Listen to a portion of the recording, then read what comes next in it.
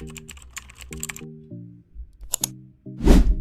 сайн байна уу. Өнөөдөр та бүхэндээ 2014 онд гарсан Чернобыль алдагдсан бүсгүйх уран зөгнөлт дадал явдал тэрэлдэ төрлийн киног товчлон хүргэх гэж байна.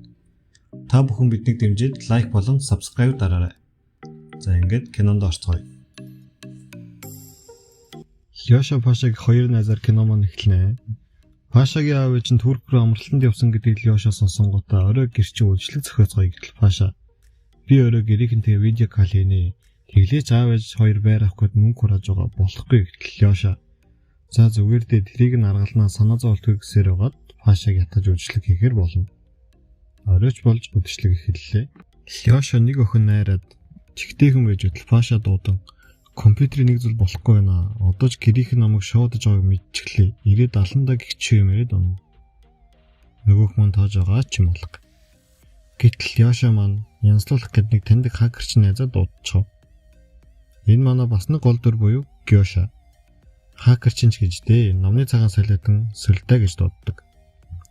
За тэгээд үргэлжлүүлэн шоудаж байтал үгүй манай Лёша ч найз охинтой байсан юм байна штэ. Энэ охин бол манай бас нэгэн гол дүр болох Настя. Цонхны доогуур явж байгаад сонсоод ороод ирж. Гэтэл мань сайхан гар найз охиндоо би халуураад байна. Өглөө хатлаа гэж худлаа хэлсэн байжээ. За ингээд ч баларлаад газар дээрээс их сэтэл сайхан гардуулаад тав гэтэл Паша ч үнэхээр сайн найз юм аа. Найзынхаа урд орон гүй би ятгсан юм аа. Тэр эмэгтэй ч минийх гэснээ саяхан Лёшатай нийлүүлж байсан эмэгтэйтэй үнэлцээд эхэлнэ.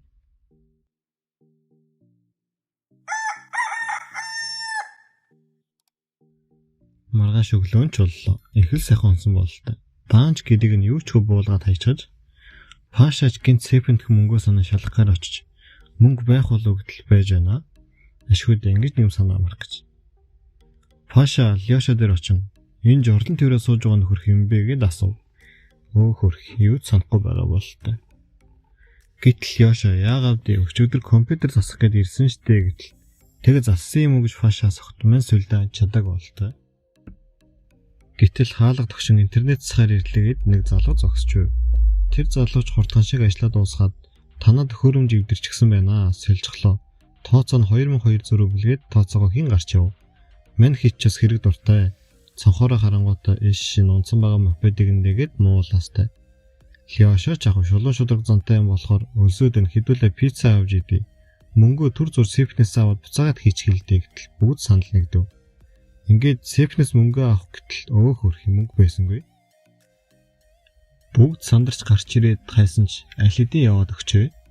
Хоорондоо би дуудаагүй, чи дуудаагүй, хэн дуудсан юм гэд нуудлцаж яваад сая сүйрлүүлсэн хөрөмжн дээр нь ямар нэгэн утас шүрмс хаяг адрес байж магадгүй гэж гэртээ орон харцгаав. Ашгүйдээ хаяг байж охин тэр. Паша явахаас өмнө нэг боотолтой зүйл задлаад байна. Юу ухаад байна гэтэл гарбуу гаргаад ирлээ. Аргагүй ш та 8 сая руу биш үү дээ. Хаягийн дагуу яваад очтол мопед нь байж байна. Подол руу яваад ортол хаалган цоожтой байх нь тэр. Гэтэл хаалгыг дотор талаас нь тогсч байна шүү.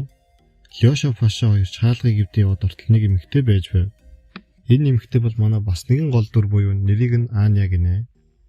Гэтэл манай хэд чи хэм бэ? Чи тэрний хамсаат нь үгээд хэрэлтэл урдаас нь үгүй. Харин ч та гурав хамсаат юм биш үгээд нэг тишээ заатал. Мань гурийн зураг байж охин тэр. Манай хоёр битүү шок.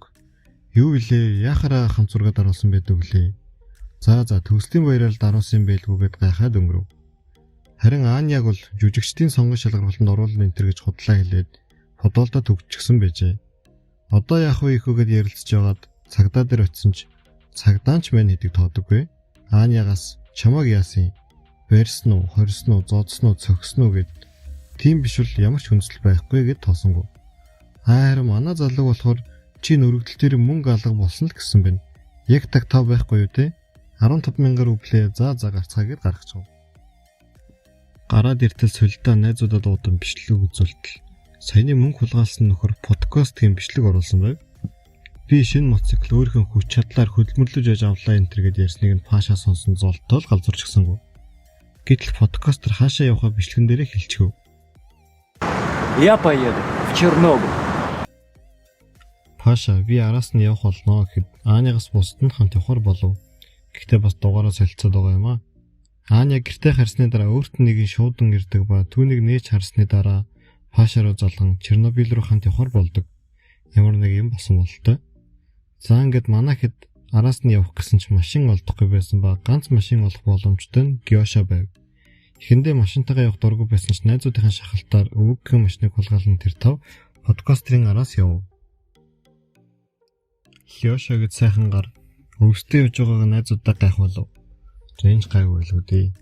Манай хэд замдаа Чернобылийн ослын талаар бичлэг үзэж подкастрын оруулсан бичлэгүүдийг мөн үзжээ.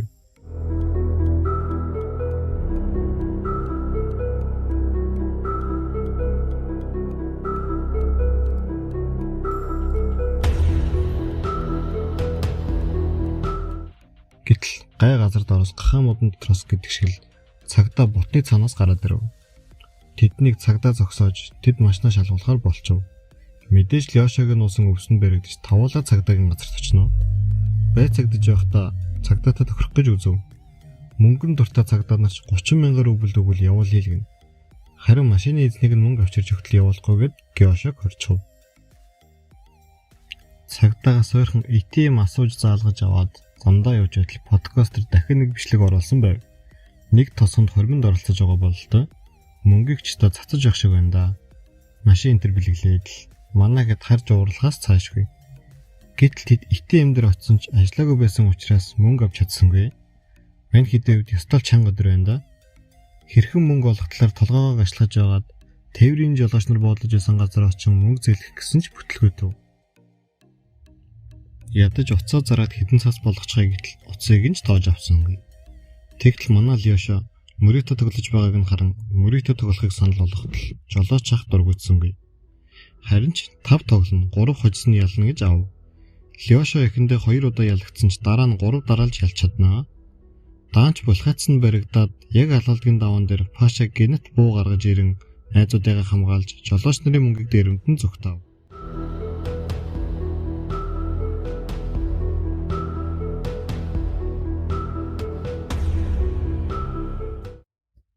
Мөнгө аван цагдаагийн газар очиж Гёшаг гарган ав.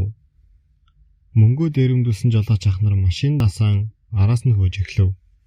Манай тав зүгтааж агаад адилхан машины урд орон хурдлан алга болсон ч жолооч ах энэ тавыг урд нь явж байна хэмээн бодон араас нь мөргөн машиныг онхолдуулав. Манай тав санаан зовсон ч зогсож чадлгүй цааш явсаар эхний анги маань энэ хүрээ дуусч байна. Манай тав цааш зүгтэн явдаг ч ямар ч гэмгүй машин ослт орсон болохоор санаан зовж хүн чанар гарган буцаж ослцсон машин дээр очноо. Машинд нэг эрэгтэй хүн байсан ба түүнийг авран ойролцоох кафе руу авч явахар болов. Харин манай хоёр хосыг та хоёр машинд багтахгүй. Бас дээрээс нь хэрэлдээд байгаа учраас ядаргаатай байна. Алхаад хүрээд ирээрэй гэд яваад өгөв. Тэд хамтдаа замын хажуу дахь кафе хүртэл алхахаар болж алхах замдаа Настя Лёшад хандан би ч нэмэгтэй хүн штэ. Чи яагаад намайг олон хүний хажууд царай муутай гэж байгаа юм бэ гэд гомдлов. Гэхдээ эцэст нь нэг юм эвлэрэн уучраа ололцож байтал нэгэн учир битүүлэг машин хажууд нэр зогсов. Харанхуй шин хав хар тэнтэй машин доторхойг нь харж чадахгүй байж байтал яваад өгөв. Манай хоёрч тухайн үедээ юм бодсонгүй. Харин энэ үед кафед нэгэн эмэгтэй ганцаараа байсан ба манай хэдийн аварч очисон хүнийг харан сандран зогсно. Осолд орсон хүн ухаан санаанд балартан миний хамтрагч гэх мэт зүйл амандаа бувтан буудлын эзэн эмэгтэйг харан дайрах гэж үзсэн ч манай хэд өвчнөдөө галзуураад байна гэж бодоод байж байтал Гёша найзуудаа дуудан подкастрын шинэ бичлэгийг үзв. Тэр хормонд оролцож машин өгөөд байсан да. Энэ удаа тэгтэл бэлгэнд өгсөн машинаа юу ч хүм мөргөлдүүлчихсэн байв. Тэнгүүтээ би энэ машиныг засуулах болноо. Цоо шин мэтлгээд л хүний мөнгөөр хүүдгэнэд байв. Манай Пашаач уурн хүрээстэй. Энэ үеэр ослцсон хүний карманаас бичиг баримт нь ундаг ба очоод хартал хорхонгийн харгалзагч цагдаа байх нь тэр Гёшаач манай өвөө ийм ажил хийдэг байсан. Тийм болохоор машинд нь гадна болон дотор талыг нь бичдэг камер байгаа. Явж шалгая гэд Паша тэр хоёр хамтдаа ослтон цагдаагийн машин руу явцгаана. Гёша Паша хоёр машин дээр очиод Гёша машинаас камерыг олж аван үзтэл бичлэгт хоёр харгалзагч цагдаа болон хоригдл эмэгтэй хамт явж байдаг. Тэр эмэгтэй Чернобыль байхдаа сувлагч байсан бөгөөд охиноо алдаад зөндөөхэн алсан гэмт хэрэгтэй байдаг. Бичлэгийг сайн үзтэл тэр эмэгтэй түрүүн кафед байсан эмэгтэй болохыг Гёша Паша хоёр олж мэддэг. Энэ үеэр Аня 0 орох гэд ганцаараа явтал ариун цэврийн өрөөнд зөндөө олон цогцснууд байхыг олж хараад бүр шок болж орлов. Лёша руу Гёша Паша хоёроос дуудлага ярьж тэр эмэгтэйг алуурчин болохыг хэлдэг. Алуурчин эмэгтэй галзуураа Настяг өөрийн охиноо гэж яриад эхлэв. Капен жинхэнэ эзэн орж ирж зөөгч нар хаана байгааг асуудал алуурчин эмэгтэй хорхийн харгалзагч нараас авсан буугаараа эзэн эрэхтэйг буудчихв. Тэгээд алуурчин эмэгтэй Настяг өөрийн охиноо гэж бодон машиндаа суулгаад тэр газраас зогтов. Яг энэ үеэр Гёша Паша хоёр капед буцан ирж тэр дөрөв хамт тэдний араас хөөдөг. Настя хурдаа хасаачтай гэж гуйхад улам хурдалсаар л байдаг. Гэнэт манай дөрвийн машин эвдрээд зогсчихдаг юм да. Яана гэтэл алуурчин эмэгтэйн ардаас нөгөө том хар машин гарч ирэн хөөж эхлэв. Энэ ямар учиртай машин бол доо. Алуурчин эмэгтэй түүн рүү буудах гэж байгаад урдах замаа харлагүй машинтайгаа осолд орчихв. Машинаас нэг эрэхтэй бууж ирээд алуурчин эмэгтэйг алж Настяг аварчхаад яваад өгдөг. Настя тэр хүний царайг нь ч харж чадсангүй. Тэд Настяг яасан бол хэмээн санаа зовж машинаа төрж алхаж явахдаа Настяг олж харав. Настяг авран хамтдаа цааш явцгаана. Энэ Лёша дандаа л Гёшаг өдөж дээрлэж байна. Тэр болгонд нь Ланя Паша хоёр өмөрнө. Манай хэд машинаа түрэн цааш явж байтал зам дээр нэг залуутай тааран тэр залуутай хамт засварчин дээр очихоор болдог. Нэгэн хотод иртэл ямар ч хүн байсангүй. Бүгд нэг хурманд явсан гэж сонсов. Энэ залууг Андрюха гэдэг. Оройхон хурманд очно гэд ярьж байв. Тэд засварчинд машинаа өгөөд 3 цаг гарan болно гэхээр нь тэр хавар хэсэг газар үзэхэр болно. Аня Пашад нэг юм хэлэхэд байгаа л бололтой. Даанч чадсангүй. Энэ газар нөгөө подкастерын байгаа газар болж таардаг. Гэтэл яг тэдэнтэй зөрөөд мотоциклын оноод яваад өгөв. Тэгтэл тэд Андрюхатай тааран хамтаа подкастерын араас хөөж эхлэв. Гэтэл ахиад л нөгөө том хар машин гарч ирэн тэдний замыг хаагаад зогсчихсон байдаг. Тэд яах ч аргагүй болж буцаад хурим руу очдог. Андрюха тэднээс нэг зүйл гуйн сүйт бүсгүүд өөрийнх нь бэлгийг өгөхийг хүсв. Манай хэд ч татгалцсангүй. Андрюха сүйт бүсгийн хуучин найз залуу байжээ. Тэд хуримд очиод юм ичгээд сүйт бүсгүүд бэлгээ өгтөл сүйт бүсгийн чичрэн уйлж эхэлнэ. Энэ тоглоом биш шүү гэд үнэхээр бүх хүмүүс урлаж эхлэв. Хэсгийн төлөөлөгч ирээд Андрюха нэг жилийн өмнө нас барсан энэ зургийг хэн өгсөн бэ гэд уурлав. Тэр сая унаж байсан улаан лада машинтайгаа гүүрнээс осолджээ. Тэр бэлгэн сүйт бүсгүүдтэйгээ хамт авахулсан зураг нь байв. Тэгээд тэд хамтдаа засварчин дээр иртэл засварчин залуу нэг жилийн өмнө одоо хурмайх хийж байгаа сүйт залуугийн хүсэлтээр Андрюхагийн машиныг албаар эвдэлснээ хэлдэг. Засварчин залууч бас Андрюха ирээд явсныг хэлэн уйлж өөрийгөө буудаад алчдаг. Тэд машинаа аваад цааш подкастерын араас Чернобыль руу явах цанд бүгд яагаад Чернобыльтэй холбоотой байгаа юм болоо гэхэд Аняч бас манай гэр бүл Чернобылийнх игчмэн тэнд өвд болсон гэж хэлснээр 2 дугаар анги маань дуусдаг. Тэд замдаа явсаар л Гёша урлан бид нар Чернобыль руу явсаар л байх уу? Би машин аваад буцмаар байна гэд гонгоно. Манай хэд Гёшагаа багажиндаа чигчдэг. Яанда ийм найзууд гэж байх уу? Тэд нэг газар зогсоод юм эцгэх гээд машинаасаа буутал. Лёша Гёшаг битээ гонгноод байгаараа буруу гэд 2-3 илгэчихдэг. Ямар муухай юм бэ те? Лёша ганцаараа дэлгүүрт ороод чипс ундааг нь задлж идээд л хэдийг нь өртлөөд гарах гэтэл нэг том биетэй маанагдуу залуу. Түүнийг хулгайч мөнгөө төлөөгүй Рахим харж байгаа. Хулгаалсан юмаа буцаа гэдэл дагаад байдаг. Рахим Лёшад хэл гарах талбар хэрэгтэй байна гэд хэлдэг. Рахим Андрейд ямиг нь хүргэж өгсөй гэдэл учир нь ойлгохдохгүй юм яриад байдаг. Рахим надад мөнгө байгаа гэдэл манай Лёша гэд сайхангаар хэл муутай хүнээс хэл гаргаж өгнө гэд мөнгийг нь авчихдаг юм да. Тэд хэлээр гарах болоход манай Пашагийн гар буу баригдана гэд түүнийг нь Лёша аваад ойгоор хэл гарахаар болдог. Хэл гараад хамгийн ойрын тосгонд уулзахаар тохирцгоо. Хэл дээр очиход тэд бүгд машинаасаа бун багажаа шалгуултал юу вэ? Багажнаас нь Рахим гараад ирдэг юм да. Энэ Лёша нэрээ ална. Рахимд тасалбар гээд идэж байсан чипснийхэн суглааг нь өгсөн байвал яах вэ? Тэд баригдаад цагдаагийн газар иртэл Рахим хэл гарах хэрэгтэй гэхээс өрөмхөлж чадахгүй байдаг. Мань Лёша буута бас мөнгөтэй хэл гарлаа гэд бөөн баяр. Тэгснээ Рахим нэг зураг гаргаснаа. Аняг энэ зурагтай маш адилхан байна гэд хартал нөгөөдгт хонтой хулсан зураг байв. Бүгд инээлдээд л харин мань сүлдээ бас Аняг өмөрөөд ямар ч төс алга гэд байгаа юм а. Хэлийн цагдаа нар хүн хууль бусаар хэл давуулахыг завдсан гэд паспортыг нь өгдөггүй. Гэтэл Настя дарагтаа нь уулзтал дарга нь түүнийг өрөөндөө авч үлдээд бусад хүмүүсийг нь гаргачихдаг. Тэгээд том хүний мөрөн дотор болоод байгаа бололтой мань хэд их гайхаад сууж байтал Настя паспорт аваад гараад ирдэг.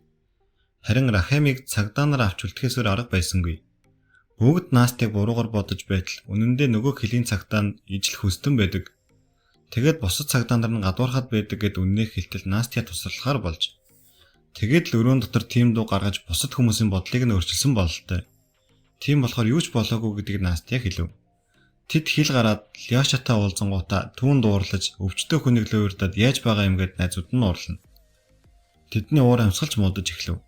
Орой болж тэд нэг газар хонглохоор болдог. Подкастер шинэ бичлэг оруулжээ. Тэр бичлэгтээ хуримнаас согтуу моциклтойгоо явж байгаад хүн дайрсан болохыг хэлдэг. Гэтэл тэр хүн нь Рахамтай хамт явж байсан хүн байж. Тэгээд л Рахам ганцаараа явж байсан болж таардаг. Маргааш өглөө нь манайхэд замдаа гарan явж байтал подкастерын шинэ бичлэг орсон байв. Подкастерч аль хэдийнэ Чернобыльд очиж. Тэр бичлэгтээ энд амьд амтан байхгүй гэж бодож байтал нэг нохоотой таарсан. Зайц зөвхтөл надаас салахгүй дагаад байгаа. Мөн энд хүргээд дуусглаа одоо Москва руу буцна гэд бичлэгтээ ярьдаг. Тэгээд манайхэд урдаас нь тосож аваад барина гэж төлөвлөв. Манайхэд ч бас Чернобыльд иржээ. Цөмийн мостол болсон станцыг харна. Машинтайгаа тэд энэ тэрүүгээр явж подкастерыг хайсаар л байдаг.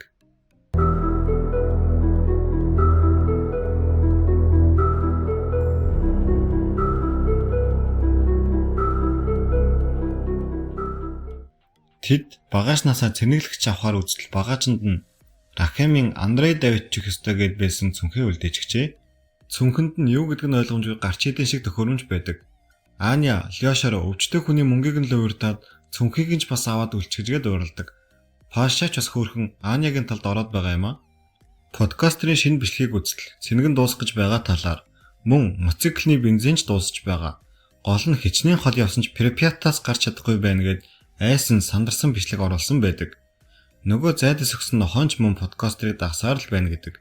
Манайхэд цааш явсан подкастерыг хайсаар л энэ Припят хүнч байхгүй орхигдсон нэг л эвгүй газар байна. Аня Пашагаас хэрвээ намайг алга болчих бол чи хайх уу гэд асуудал. Паша хайнаа гэдэг. Тэд явсаар подкастерын мотоциклыг олсон ч бензингүй таг зогсчихсан байдаг. Мотоциклоос нь мөнгө олон тоолж үзтэл 5.5 сая рубль байв. Манайхэд мөнгө аваад яаж л бүгдийг нь алчихсангүй. Энэ мөнгө аваад буцъя гэж ярилцсан. Аня подкастерыг хайх хэрэгтэй, аврах хэрэгтэй гэтэл Паша тийм шүү ядаж подкастерыг олж нэг ч болтоход цохиё гэдэг юм да. Тэгээд манай та подкастерыг хайх үедээ орхигдсон сургууль дотроос хүүхдийн бичсэн зохион бичлэгийг олж унштал тэр нь Анягийн эгчийнхэнд бичсэн зохион бичлэг байв. Аня нэг өндөр байшингийн дээрээс харъя гэд явтал тэр нь Анягийн гэр байдаг. Тэгээд нэг зургийн цамаг үзтэл киноны 1-р ангид гарч байсан Аняд ирсэн захидал нь энэ зургийн цамагнаас урсан эгчийнхэн зургийн хэсэг байв. Хин нэгэн түүн рүү шуудангаар илгээсэн. Тиймээс л Аня гинт тэдэнтэй хамт Чернобыль руу явахар шийджээ. Манай та байшингийн дээвэр дээрээс подкастерыг олж хараад түүний араас очтол подкастер байсангүй. Түүний компьютерийг л олдог. Тэр компьютертаа үлдээсэн бичлэг дээрээ галзуурсан хүн шиг л бүс намайг явуулахгүй байна. Хаашаа ч явсан бүсээс гарч чадахгүй байна. Хамгийн сонин ноутбукны зайл суухгүй байна. Хэрв та нар энэ бичлэгийг үзэж байвал хэн ч эндээс гарч чадахгүй, удахгүй гарц байхгүй гэдгийг та нар ойлгоно гэв. Манай та бас хөөрхөн сэтгэлтэй. Подкастерыг энд ирүүлгээд машинаасаа бензин таслаад моциклд нь бензин хийгээд үлдээдэг. Манайхэд машиндаа сун Припятаас Москва руу явахаар хөдөлдөг. Замдаа орой болж бүгд унтчихсан. Паша машин бэрээд Анятай ярилцсан. Аня Пашад юу ч болж байсан Припят руу ирэхгүй гэж амал гэхэд Паша би эргэж очиж яах вүлээ гэд энэ хоёр маань өмсөлцдөг. Паша цааш явсаар л гэтэл Паша замын тэмдэг давтагдаад байгааг анзааран машинаасаа бууж шавраар тэмдэг тавин цааш явтал нөгөө тэмдэг тавьсан газараа дахиад л хүрээд ирдэг. Нэг л биш байгааг Паша анзааран машинаасаа буудал подкастерын яриад байсан нохоотой тааран айсандаа гар буугаараа буутчихв. Манайхэд буун дуугаар сэртэл Паша машин сандран орж ирээ суучв. Лёша түүнээс юу вэ гэж асуудал чон гэж хэлээд цааш хөдөлснөөр 3 дугаар анги маань энэ хүрээ төгсөж байна. Манайхэд бүсээсээ гарч чадахгүй байсан тул нэг газар хонглохоор болжээ. Өглөөч болж Гёша хамгийн түрүүнд босоод машин нь алга байгааг харан орилж бусдыгаа сэрэн. Аня машиныг хаа нэг тийш нь аваад явсан бололтой. Тэд алхаад Аняг хайж байтал Лёшагийн цүнхэн дотор гар утсан дуурна. Лёша минийх бишгээд үзтэл тэр нь Рахамын таблет байдаг. Таблетыг үзвэл дөнгөж сая Анягийн зураг ирсэн байна. Манай хэд бүр гайхаад учрыг нь олохгүй байх зур зам дээр нэг машин гэр зогсов. Машинтай хүмүүсээс бүс рүү явж байна уу? Биднийг аваад яваач гэтэл асуудалгүй гэд хамтдаа явцгаав. Тэд Харьковоос ирсэн хүмүүс бөгөөд бүс рүү зундаа 2-3 удаа ирдэг гэснээ машиндаа зэвсэг атчихсан явж байхыг нь хараад асуудал анх хийдэг гэж өөрсдөө танилцуулав. Тэд бүсэд ирэн зогсоод манай хэдийг машинаасаа буугив. Манай хэдийг аль болох хурдан холгүйгээрээ би та нарыг агнана гэд буудаад эхэлдэг. Манай хэд ч хар хурдаараа зүгтана. Анчид машинтайгаа хөөсөр манай дөрөв нэг байшинд орж нуугдав. Паша Ляша хоёр анчдыг төрүүлэхийн тулд хамтдаа зүгтадаг. Харин Настя Гэша хоёр хамт нуугдаж үлддэг. Ляша зүгтааж байтал яг урдаас нөгөө подкастрын яриад байсан нохоо архираад гараад иртэл Ляша зочин хошоо онов. Яг тэр үед нэг анч нь манай Ляшаг буужчихдаг юм да. Ляша буудулсан ч арай гэж нуугдав. Тэд хөөсөлцөөрл анчид машинаа орхих зур Настя Гэша хоёр машин руу ночиж буутай болж чаддаг. Энэ үеэр нэг анч нь манай Пашатай таартал Паша урдаас нь буудсан боловч даанч онсонгүй. Тэгээд Паша зүгтаахад өөр нэг анч нь гарч ирээд нэгнийгээ Пашаг байна гэж бодоод санаандгүй буудаад алчдаг. Паша гүйсээр тэдний машин дээр очино. Манай гурав Ляшаг хамгаалan бүгдээрээ анчдын машин дээр цуглардаг. Анчид манай хэд рүү галдаж байх үед ардаас нь нөгөө хар машинтай хүн гарч ирээд манай хэдийг хамгаалж анчдыг алчгаад яваад өгдөг. Тэгтэл манай хэд хэн байсан бэ? Яагаад ингэж байна? Хин юм болоо гэд өнгөрдөг. Манай дөрөв анчдын машиныг унаад цааш Наня кахаар яв. Рахимын таблетыг үзвэл зөвлөл засгийн үеийн Орсын зураг байх бөгөөд тэр зурган дээр нь яагаад Аня байгааг манай дөрөв ойлгохгүй л байлаа. Тэд хайж явсаар Гёшагийн машиныг олтол дотор Наня байсангүй. Манай дөрөв нэг өндөр барилгын дээвэр дээрээс Аняг харахаар гардаг. Тэд барилгын дээвэр рүү гарах замдаа Анягийн гэр байдгийг санаад ороод тайтал мөн л байсангүй. Тэд гарч ирээ зогсож байтал өндөр барилгын дээвэр дээр Аня надад туслаач гэд манай хэдийг дуудав. Паша Ляша хоёр дээж гарахаар болно. Харин Настя Гэша хоёр анчдын машинаас өөрсдийн машин руу бензин ивлэхээр үлдэв. За манайхан дараагийн үйл явдал руу орохоос өмнө та бүхэнд багахан тайлбарыг хүргэе.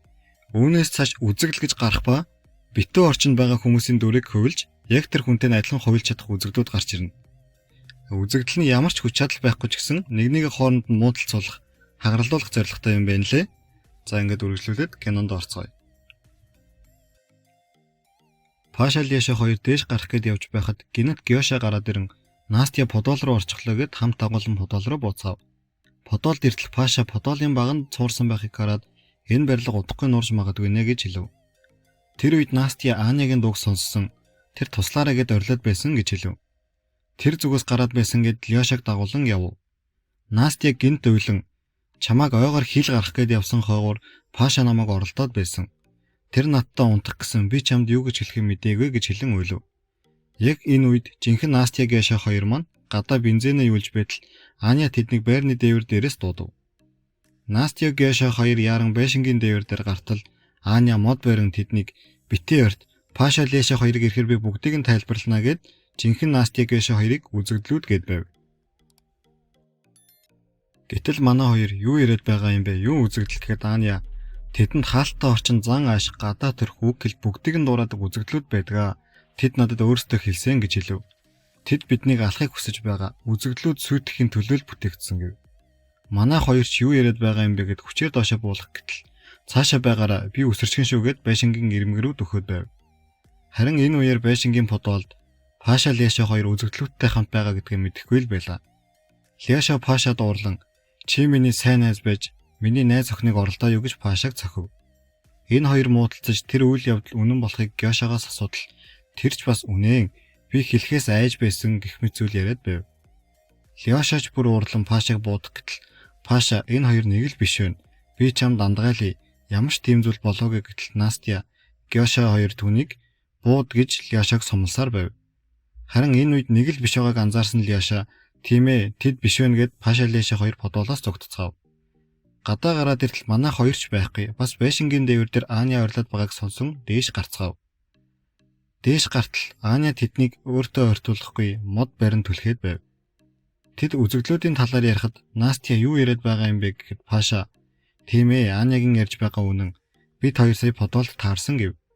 Энэ үед байшин доошоо суулт өгч байв. Тэд яран Аняг хурдан доошоо бууцгаая гэтэл Ляша газар байгаа модыг Анягийн гарт байгаатай яг адил байгааг харан түн рүү буудчихв. Аня үзэгдэл байж шүү дээ. Байшин нурж эхлэхэд тэд ядаж газар дээр өхийгээд доош гүйцэхэв. Манайхэд машиндаа сун хөдлөхөд байшин ч нурав. Тэд цааш явах замдаа алсыг харагчин дээр гэрэл асаалттай байхыг харцгаан очиж шалгахаар яван 4-р анги маань төгсөв. Тэд алсыг харагч дээр ирэхэд Аня тэр дээр нь сууж байв. Тэд үзэгдэл мөн биш гэж эргэлзсэн ч хаалттай орчинд үзэгдэл бий болдог гэдгийг санан Паша түүнийг дээш аврахаар авирав. Паша Аняг авран олсоор бэхлэн доош буцгаав. Тэд Аниагаас яагаад ганцаараа явсан бэ? Юу болсон талаар асуугаад Аня өөрийн түүхээ ярив. Баг байхаас ахуулаад л байнга л нэг зүзээ зүудэлдэг. Аав ээж бас миний ихч энэ зүуд нэг л төгсөлтэй. Гэвч тэр шин зүудний үргэлжлэл нь өөр байсан. Манай ихч подвал руу бууж өдрийн тэмдэглэл хөтөлж байсан. Тийм болохоор би ихчийг яагаад Чернобылийн осол болсноос өмнө алга болсныг нь мэдхийг хүссэн. Тэр дэвтэр дээр л өөртөө болсон зүйлсийг бичсэн гэж бодоод өглөө та нарыг унтаж байхад машиныг унаад ихчийн өмнө амьдарч байсан байранд ирсэн. Харанхуй байсан болохоор гэрэлтүүлэх зүйл хайдал Рахамын цүнхнээс гарч идэж шиг төхөөрөмж олсон. Тэр төхөөрөмжөөр гэрэлтүүлээд байрныхан подвал руу доош буудал ихчийн маань тэмдэглэлийн дэвтэр байж байсан. Лена ихч өөр төхөөлсөн бүх зүйлээ бичсэн байсан. Аав өөр хүнд ч байхгүй пош хөхөлтэй авч өгсөн, муур алсан, барилга дээр нууж байгаа, гэрт авч очоогүй, ээж хоригдсан гэх мэт яагаад алга болсныг ойлгох ямар ч бичвэр байгаагүй. Хамгийн сүүлийн хуудас нь юу ч харагдахгүй байсан. Тийм болохоор би учрыг нь олохгүй юм байна гэд буцах гэж байтал нэг чимээ сонссон. Дараа нь тэр чимээ алга болоход чимээтэй хамт чийдэн ч унтрав. Дахиад асаахаар шийдэл эргэн тойрны бүх зүйл өөрчлөгдсөн. Өөрийгөө өнгөрсөн үед очисон гэж Аня ярив. Тэгээд Аня 1986 онд ирснээ ойлгон ихчигээ аврахаар шийдэв. Хоёр эмээгээс аавынхаа нэрийг хэлэн энд амьдардгийг нь асуудал. Тийм ээ, энд амьдардаг гэв. Мөн ээжийнхэн хаана ажилладгийг нь ч мэдээд очихоор явв. Явж байх замд нь түүний хувцсыг хүмүүс их л гайхан харцгааж байв. Тэр ээжээсээ хараагаад салгаж чадахгүй зогсох үед сэргийлэгч ирэн түүнийг гудамжинд юу өмсөн зогсож байгаа юм бэ гэхэд би юу ч өмсөн яадаг юм бэ гэд сэргийлэгчтэй муудалцав. Гэтэл сэргийлэгч түүнийг хорчгов.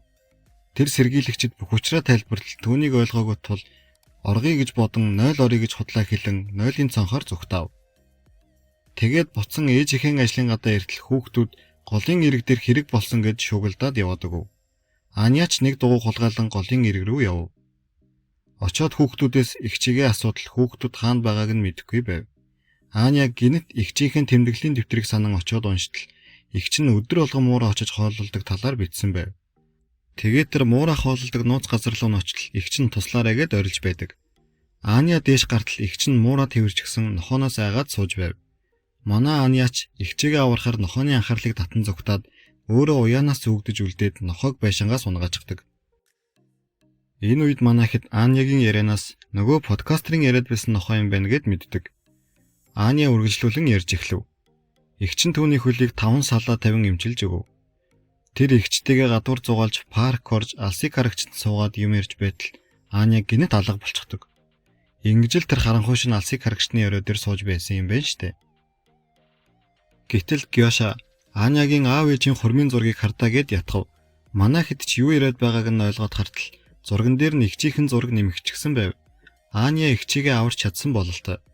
Манай хэд Рахимын цүнхнээс олсон төхөөрөмж цаг хугацааны машин байсныг ойлгоно. Тэд машиндаа сум бүсээс гарахаар явтал ой дотроос хүний орилго чимээ сонсогдов. Тэд подкастер байна хэмээн бодож аврахаар очихор болов. Очтол нэг хүн модтой хамт ургачихсан байдаг. Манай хэд гайхаад хартал тэдэнтэй адилхан төхөөрөмж мөн модтой цуг гацчихсан байдаг. Гэтэл тэр хүн туслаач өвчин намдагч новчноос аваад өгөөч гэж гуйв. Лиашаач энэ хүнийг ингэж зоохгүйгээр алчхыг гэсэн ч алж чадахгүй байсан тул новчноос нь өвчин намдагч авчрахаар явцгаав. Тэд новчнд иртэл дотор нь төрөл бүрийн зүйл байх нь тэр эрдэмтдийн лаборатори л бололтой. Лиашаа өлсөндөө нэг лаацтай мах идэл гидсэн өвдүүд өвхрээд унцгав. Үгүй бид нараар л тоглосон бахна. Настя Аня хоёр өвчин намдагч болон тариа тэр чаддаг хүн байна уу гэхэд Лиаша би чаднаа гэв. Тэд цугтаа явах гэсэн ч та хэд энд аюулгүй байж бай. Буцаад иртэл идэх хүнсээ цуглуулж байгаарай гэд Паша Лиаша хоёр яв. Гёшач компьютерыг сонирхон үзээстэй. Тэр хоёр ойгоор явж байхдаа Лиашагийн ах нь чихрийн шижин өвчнөр өвдөж байсан тул тариа тарьж сурсан талаараа ярьж өгөв. Гёша компьютер дээрээс чухал гэсэн нэртэй нэг бичлэг олон үзтэл моттой урагчсан хүний бичлэг байх бөгөөд өөр хоёр хүн байх нь тэр. Нэг нь бичлэг хийж нөгөө нь тариад тарина. Тэр бичлэгтээ туршилтын эцсийн шатанд цаг хугацааны гажуудлыг туулахдаа эцсийн цэгт хүрч чадалгүй бидний цаг үед ургасан моттой тулсан генетикийн бүтц нь яасныг нь мэдэхгүй байна гэж ярьж байв. Мөн тэд бичлэгтээ модыг өнгөрсөнд очиж тайрах хэрэгтэй. Төхөөрөмжний 2 дахь хувилбарыг Рахим бид хоёр Москвагаас очиж авна. Харин чамайг Андрей асраад үлднэ гэж ярьцгаав. 3 дугаар анги дээр ингээд л манай Рахим Андрей даваачих хэрэгтэй гэд яриад байсан юм байна штэ. Энэ үед манай хоёр модтой ургасан хүн дээр иртэл аль хэдийн өвчгсөн байв. Мөн өмнө олон удаагийн тарианы сорвтой байв. Эрдэмтдийн нэг болох Андрей түүнийг өвчин намдаадаг тариагаар амьд байлгаж байсан бололтой. Гэвч манай хоёр яагаад үгснийг нь гайхаж байтал хөл доороос нь дөнгөж задлсан тариа олов. Тэр хоёр яагаад өдийг хүртэл амьд байлгачаад алсан юм болоо гэд ярилцав. Зовоохгүй гэд юм болов уу? Аль эсвэл зүгтах гээдүү гэд машинаа санан машин руугаа гүйцгээв. Машин дээрээ иртэл машиных нь моторлонд буужчихсан байв. Паша Леша хоёр нууч руу яаран очиж нуучанд хэн ч ирээгүй юу? Нэг хүн модтой оргсон хүнийг алаад машины моторыг нь буужчихж гээд тайлбарлалтал Аня тэр хүн биднийг эндээс явуулах хүслэг нь тодорхой боллоо гэв. Манайхэд нуучандаа аюулгүй унтаад өглөө нь явган алхаж бүсээс гарахаар болцгов. Тэд бүгд унтцгааж байтал Гёша шөнө босож компьютерийг нээн Андрегийн эрдэмтний бичлэгийг үзв. Бичлэгт 26 жилийн өмнөх рүү очдог төхөөрөмж бүтээсэн. Мөн одоо үе болон өнгөрснийг холбох гүүр бий болсон талаар ярьж байтал хаалга тогшин Гёша цочсноор энэ хүрээд 5 дугаар анги маань төгсдөг. Манайхэд хаалга нүдг чимээнэр бүгд сэрцгээж хийм болоо гэж гайхан нөгөө 3 дахь эрдэмтэн болох Андрей байхаа гэж таамаглана. Гёша компьютер дээрээс үүдний хэсгийг хардаг хяналтын камерыг олоод хартал гадаа хаалга нүдэд байсан хүн нь подкастер байв. Паша хаалгааны түүнийг оруултал Гёшагийн уурн хүрэн түүнийг зодчихв. Паша подкастераас мөнгө яасна асуудал би төлнөө бүгдийг нь төлнө. Гэхдээ одоо нэг хүн тусламж хэрэгтэй байна. Тэр өөхөх гээд байна. Түүн туслаачтай хэмээн гуйдаг. Подкастер мөн маш их хөлсөн байсан болохоор тэднээс идэх юм өхийг гуйна. Манай хэд ч түүнд идэх юм өгөн юу болсныг нь асуудал. Ойд нэг хүнийг хөлөнд гимчихсэн хэвтэж байсан. Тэр надад нуучнд юм байгаа. Хаалга нонгорхой болохоор им аваад ирээч тэгээд надаас тусламж хүссэн. Тэр хүн бараг эрдэмтэн байхаа гэтэл Гёша. Тэр хүн нөгөө модтой ургасан хүнийг асрахаар үлдсэн эрдэмтэн байх нь гэв. Гэтэл манай хэд ч подкастераас сүүлийн бичлэгээ хийснээс нь хойш юу болсныг нь яриултал. Ойд явж байгаад хачин хоолоонууд сонсогдоод айсандаа ухаан алдаад унжсан байсан. Намайг Андрегийн хүн аварсан. Тийм болохоор одоо би түүнийг аврах ёстой гэд байв.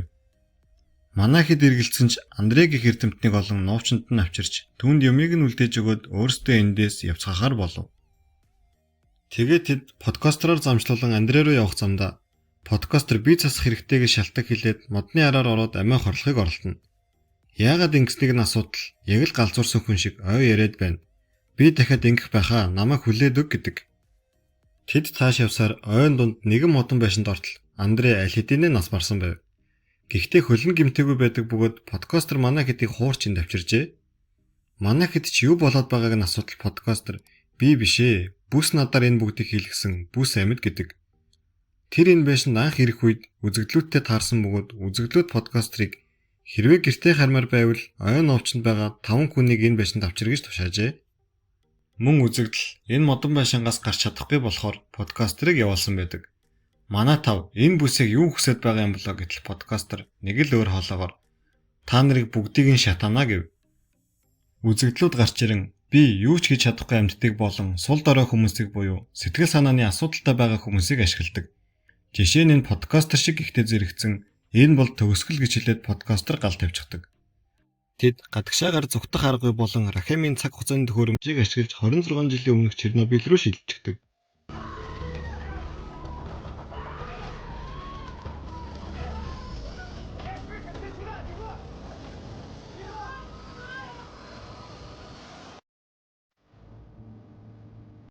Манай хэд болон подкастерч мөн шилжээд ирсэн байдаг. Харин подкастер галзууршсан бололтой. Гёшач уурн хүрэн подкастерыг зодно. Манай хэд цааш явсаар хотын төвд очтол бүхэн тэдний хувцсыг харан гайхацгааж байв. 26 жилийн өмнө бүх юм өөр байх нь тодорхой шүү дээ. Паша аман цанган кавас авч уух гэтэл мөнгө байсангүй. Гэтэл нэг хүнээр кавас авахлан ууж хэсэг яриа өрнүүлнэ. Тэр хүн манай Пашаг Москвагаас ирснийг шууд л мэддэг бөгөөд өөрийгөө хөдөө аж ахуйн ажил хийдэг гэж танилцуулдаг. Манай хэд цаашдаа яг талаараа ярилцаад байж байтал Аня аавтайгаа тааралцчихв. Мэдээж Аняг танихгүй шүү дээ. Аня ааваасаа эгчин зүгээрсгийг асуухад аав нь зүгээрээ би өчигдөр цагдаа дээр байсан тул өнөөдөр станц дээр ээлжээр ажиллана гэдгээ хэлдэг. Энэ өдөр чинь Чернобылийн атомын цахилгаан станц дэлбэрэх өдөр шүү дээ. Аняч Сандра найзуудаа аав өчигдөр ажиллаад өнөөдөр амрах байсан ч өчигдөр ихчээс болоод ажлынхаа ээлжийг сольжгсан юм байна. Тийм болохоор аав станц дээр осол гарах шөнө ажиллах шаардлагатай болсон. Хэрвээ аав өгчхөл ирээдүйд бийж төрөхгүй гэж хэлэхэд Настя бид өөрчилж чаднаа. Бидэн цаг байна гэж Аняг тайлбарлав. Паша гинтл бид атомын цахилгаан станцд осол гарахгүй байх боломжтой. Аня ихчийг аварч чадсан шиг бид ч бас ирээдүйг өөрчилж чаднаа гэж хэлв. Ингээд тэд хуваагдаж явхаар болцгооно. Аня, Настя, Геша 3 Анягийн аав дээр очин хүмүүсийг цөмийн ослоос аврах хэрэгтэйг тайлбарлахын тулд явхаар болдог. Харин Паша, Леша подкастер 3 маань машин олохоор болцгооно. Аня, Настя, Геша 3 Анягийн гэрт очин аавд нь бүх зүйлийг тайлбарлана. Гэтэл аав нь итгэж өгөхгүй байтал Аня зөвхөн аавынхаа л мэдэх зүйлсийг ярьж итгүүлж чадав. Харин манай 3 машин хулгайлах гээд яахаа мэдэхгүй байж байтал Леша төгжиг тайлахын тулд бидэнд төмөр шугам хэрэгтэй.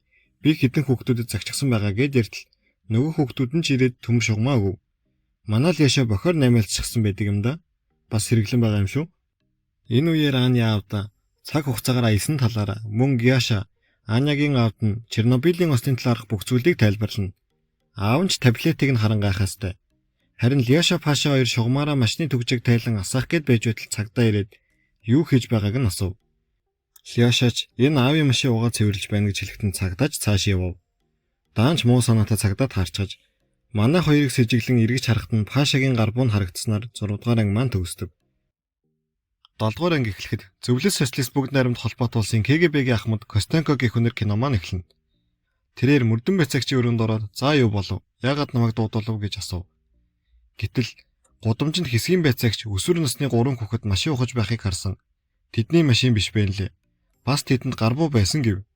Ахмад Костенко "Тэгэд яагаад Москва руу мэдэгдээгүй юм? Би энэнд ямар хамаатай билээ" гэхтэн. Тэдэнд бас ачаа байсан маш сонин зүйлс. Та эдгээрийг хардаа энэ юу вэ гэж гайхан асуув. Ахмад Костенко ч бас гайхаастай. Утас харснаа энэ жижигхэн тооны машин шиг юм байна гэдэл. Харин чихвч харснаа энэ чихвч шиг юм байна. Гэхдээ микрофон гэд бичгэж гээд ихэд гайхаж байна. Тэрч болоогүй. Нэмээд тэр 3-ын пассвортыг үзв. Эзэн хааны сүл болох бүргэд мөн Оросын холбооны улс гэсэн бичгтэй пассворт авахыг нь харан манай 3-оос байцаалт авахар болно.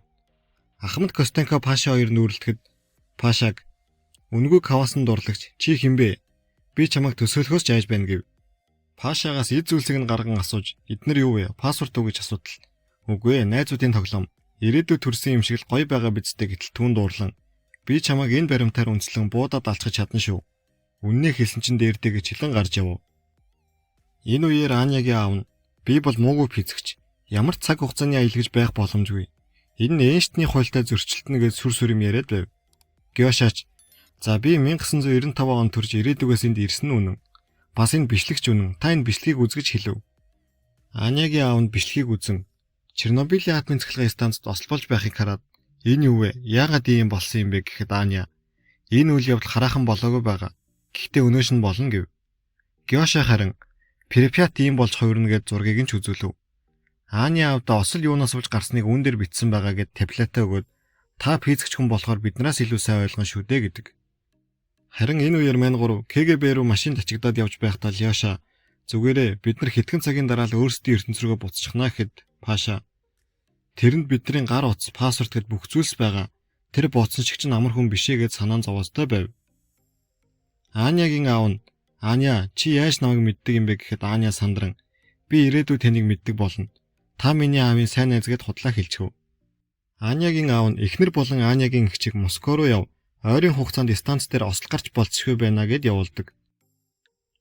Паша Леша подкастер 3 КГБ-д хоригдоод байж байтал подкастер сая л нэг эрүүл ухаан орж ирэн "Би хаана байна" гэхдээ зэрэгцэн шоронгийн хаалгыг нээн Костенко орж ирэн манай 3-ын зургийг дарна. Та бүхэн санаж байвал 1-р анги дээр манайхад подкастерыг хайж байхдаа энэ 3-ын цуг даруулсан зургийг хардаг да. Тэр зураг нь энэ байх нь. Костенко подкастераас эхлээд мэдүүлэг авахар болсон бололтой. Нөгөө талд Анягийн аав нь өнөөдөр туршилт хийхээр төлөвлөсөн.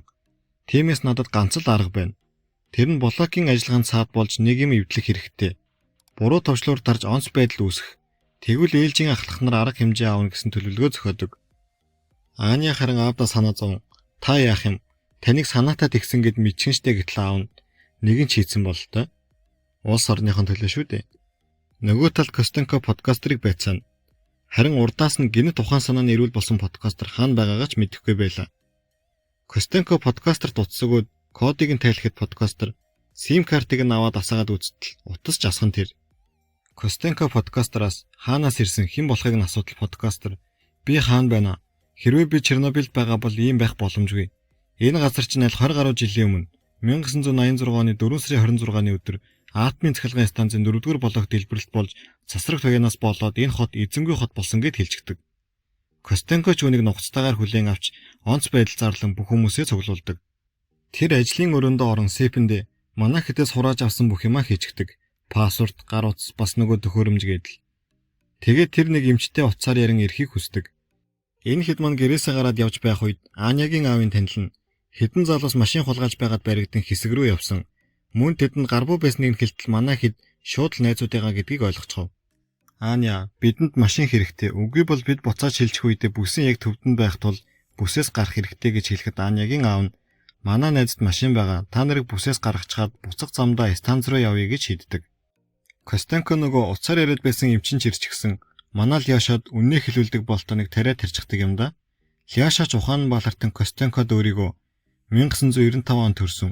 1-р ангид 2002 онд орсон. 12 онд төгссөн гэдэл бүх үннээ ярих нь тэр. Манайхэд хотоос гарах гэд машинтай явж байтал цагдаа нар зогсоон. Онцгой байдал зарласан байгаа. Хотоос гарах гэж байгаа машинуудыг шалгана гэж шалгатал. Манай хэдийн гар утас болон таблетнууд нь баригдчихв. Лёшоч бүр ухаан самууран цаг хугацаагаар аялуулдаг төхөөрөмж байгаа.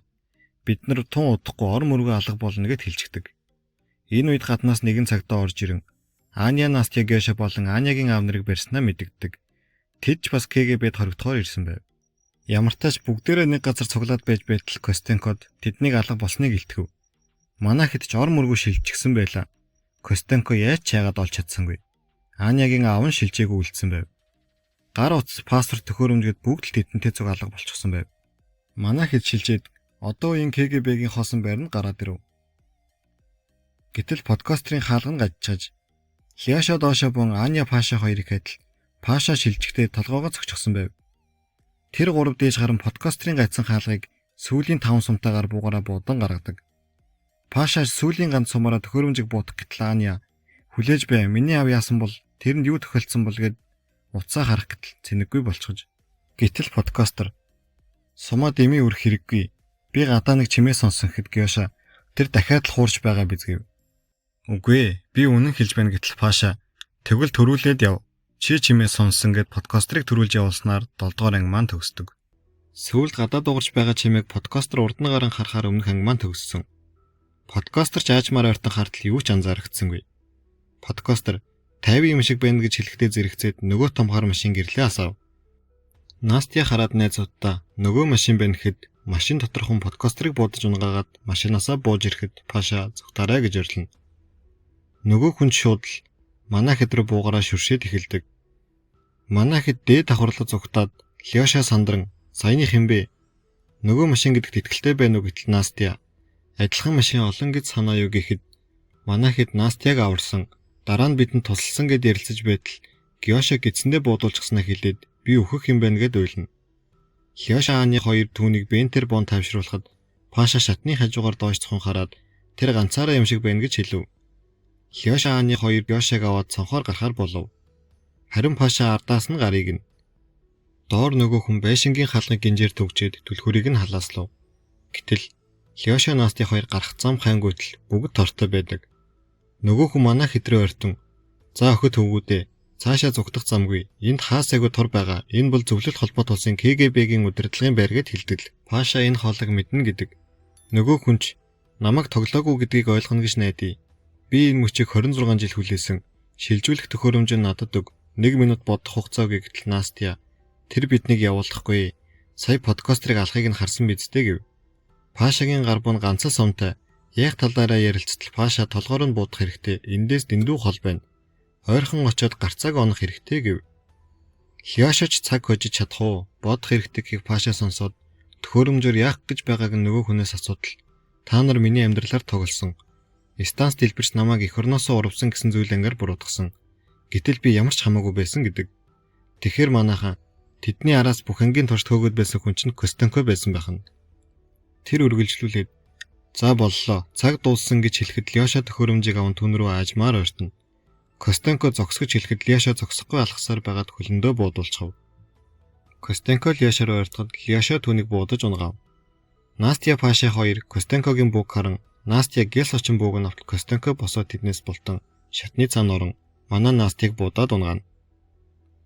Лёша Настя гэж үлдэл Паша түүнийг чирэн нуугддаг. Паша Лёшад явах хэрэгтэй гэтэл Лёша хонглын төгсгөлд хан нурсан.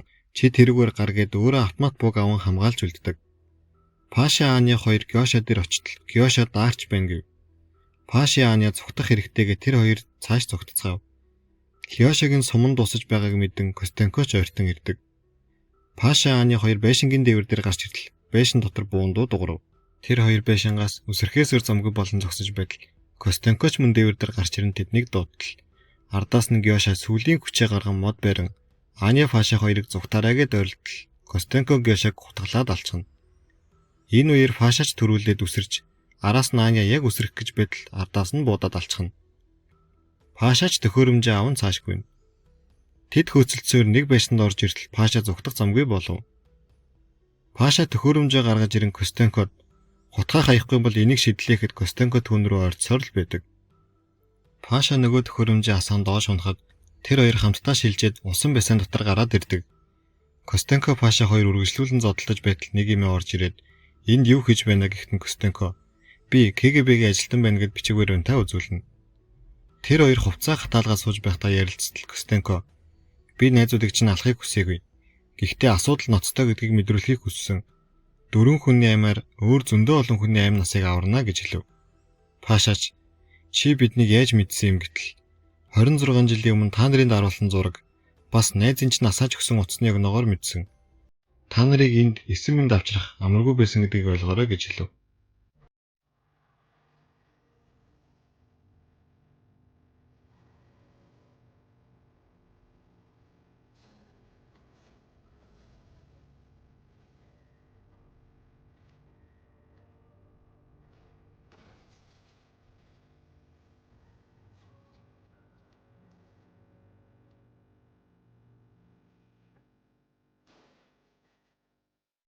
Тэгтэл Паша биднийг энд авчрах ямар шаардлага байсан юм гэхэд төхөөрөмж.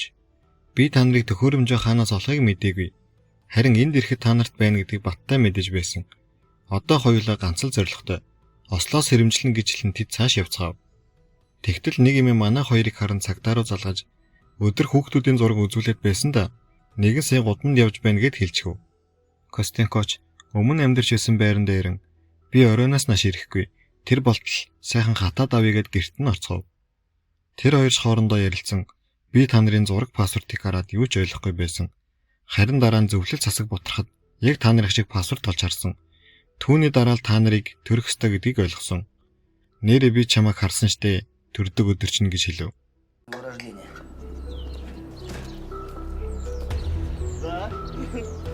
Как назвали? Паша. Энэ үеэр саяны дуудлага өгсөн эмээгийн гэрт цагдаа нар ирэн хаана явж байсан, хинтээ явж байсныг нь асуудал. 50 орчим насны чамтай адил царайтай хүнтэй алхаж байсан гэд хэлчихв. Ахмад Костенко гарч ирэн бие бүрэлдэхүүнийг бүгдийг нь цуглуул. Энэ хавийн хүмүүсээс байцаалт авна.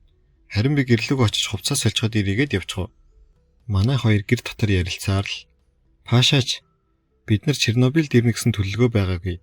Тэр залуу манахаас мөнгө хулгайлсан гэтэл Костенко инэв. Би танад орж сонсох төхөөрөмж суйрлууллаа штэ. Тэгд сэпэнд мөнгө байгааг бас аав ээжээр чинь кодо чанга хэлчихсэн гэв. Анхнаасаа бүгд Ахмад Костенкогийн төлөвлөгөө байсан ба интернетийг нь таслан засварчны оронд подкастерыг явуулчихсан байж. Тэр түнд яаж мөнгө авах аргыг нь заан өгж мөн Чернобыль явахыг бас явах замдаа сэжүр үлдээж явахыг ятгсан байна. Анягч мөн адил энэ хиттэй хамт явах сэдлийг нь төрүүлж худлаа захиа явуулсан гэв. Яг энэ үе өнгөрсөн үеийн залуу Костенко гэртээ орж ирэн гэрт нь хэн нэгэн байгааг мэдчихв. Пашач түүнийг саатуулан анхаарлыг нь сарниулж байтал араас нь хөгшин Костенко гарч ирэн тэд хоорондоо зодтолдож эхлэв. Би КГБ-гийн ахмад байна гэхэд би ч бас КГБ-гийн ахмад гэдэл зодтолтоод байв. Бас нэг хүн болохоор залуу Костенкогийн авсан шархан хөгшин Костенкод сөр болон үлддэг. Хөгшин Костенкоч нас туршлагаараа арай илүү өрхөж түүнийг партаа гавлан босоод иртэл Паша буу тулгачихсан байж байв. Костенко түнд чи намайг алчхал найзууд чинь хий дими өгсөн болчихно штэ. Харин би яаж дэлбэрэлтээс хамгаалахыг мэдэж байна. Түүний дараа бяцхан асуудлаа шийдэцгээе гэж хэлэн гарч яв. Костенко КГБ-гийн байранд ирэн худлаа бичиг баримт үзүүлэн хурандаа Игнатов гэж өөрийгөө хэлэн бүх хүмүүсийн наашин дуудаж тушаав. Тэднийг доош буулган энэ өрөөнд нэгжлэг хий гэж худлаа хэлэн оруулаад хаалгыг нь төвччихв. Тэд КГБ-гийн байрнаас зэвсгэр тоноглон админ захилгаан станц руу явцгаав. Энэ үеэр залуу Костенког тослоход нь орж ирэн аварч тэд ч мөн станц руу явцгаана. Костенко Паша хоёр станцын ойролцоо ирэн зэвсгээ авч дээш харан одоо 4-р блок руу буудана. Станц эвдрээд хэдэн сар жил ажиллахгүй гэдээ ярьж байтал залуу Костенко хүмүүстэйгээ ирэн тэр хоёр руу буудав. Хөгшин Костенко ч яаж зүгээр байхав урдаас нь буудаж эхэлнэ. Костенко буудуулан доош унаж Пашаг галаар хамгаалan 4-р блок руу бууд гэж орилов. Пашаач буудал 4-р блокийг онон станцын янд нь нуран ундаг.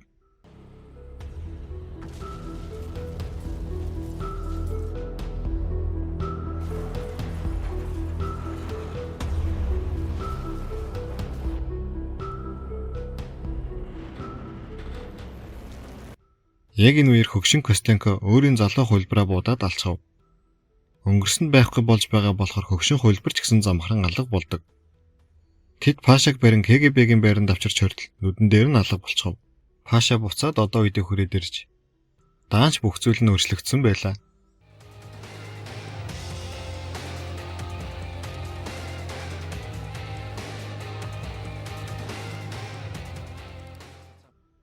Тэр цагтаагаас сүүлийн сонин хаанаас олж унших вэ гэтэл тэрийг ашигладаг нэг зүйл зааж өгөв.